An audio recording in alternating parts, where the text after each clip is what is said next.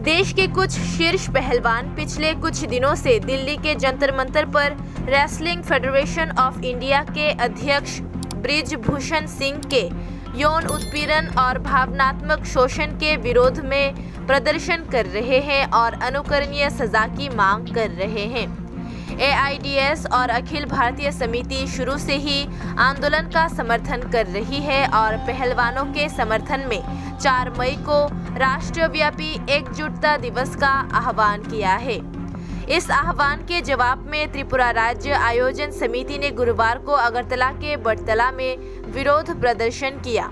संस्था के सचिव रामप्रसाद आचार्य ने कहा कि पुलिस प्रशासन ने भारतीय कुश्ती महासंघ के प्रमुख बृजभूषण सिंह पर यौन उत्पीड़न के कई आरोप लगाने के बावजूद अभी तक उन्हें गिरफ्तार नहीं किया है। दूसरी ओर कल दिल्ली विश्वविद्यालय के सामने शांतिपूर्ण प्रदर्शन कर रहे प्रदर्शनकारी छात्रों को पुलिस ने जिस तरह गिरफ्तार कर खदेड़ा वो किसी हिंसक कृत्य से कम नहीं है। इतना ही नहीं, दिल्ली पुलिस ने देर रात जंतर मंतर पर प्रदर्शन कर रहे पहलवानों पर घात लगाकर हमला किया। 2 रेसलर के सिर फट गए। पुलिस ने घायलों को अस्पताल ले जाने से भी रोका और पूरे इलाके में धारा 144 लागू कर दिया था।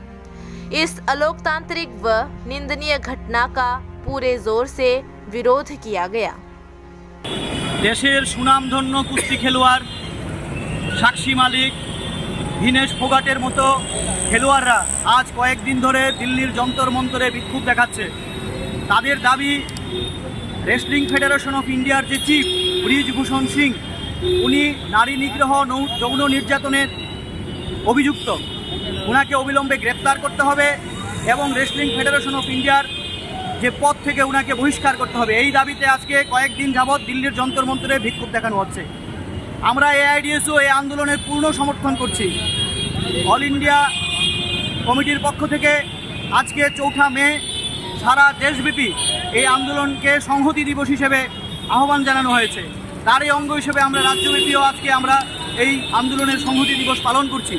আমরা লক্ষ্য করছি যারা দিল্লির যন্তর মন্তরে বিক্ষোভ দেখাচ্ছে, গতকাল রাতে দিল্লি পুলিশ তাদের উপর বর্বর আক্রমণ নামিয়ে এনেছে। গভীর রাতে দিল্লি পুলিশ তাদেরকে মারধর করেছে, 2 জন কুস্তি খেলোয়াড়ের মাথা ফাটিয়ে দিয়েছে এবং সেখানে 144 ধারা জারি করেছে। কারুর সঙ্গে কুস্তি খেলোয়াড়দের দেখা করার কোনো সুযোগ নেই। এটা তো অত্যন্ত নিন্দনীয় এবং অগণতান্ত্রিক কাজ। আজকে যে Brij Bhushan Singh wrestling federation of ইন্ডিয়ার যে চিফ, উনি আজকে অভিযুক্ত, উনি আজকে বুক ফুলিয়ে ঘোরাফেরা করছে। যেখানে সরকারের উচিত ছিল ওনাকে গ্রেপ্তার করে দৃষ্টান্তমূলক শাস্তি দেওয়া, সেই কাজটা না করে যারা অন্যায়ের প্রতিবাদ করছে তাদেরকে আজকে অ্যারেস্ট করছে, তাদেরকে আজকে শাস্তি দিচ্ছে। আমরা প্রশ্ন করছি কেন? তাহলে এই অন্যায় অবিচারের বিরুদ্ধে সারা দেশব্যাপী ছাত্র যুব সমাজকে এগিয়ে আসার আমরা আহ্বান জানাচ্ছি।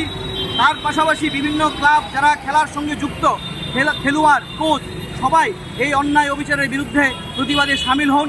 এই আহ্বান রেখেই আজকে আমাদের এই সংহতি দিবসের আমরা ডাক দিয়েছি। আমি এআইডিএসওর রাজ্য সম্পাদক রামপ্রসাদ আচার্য।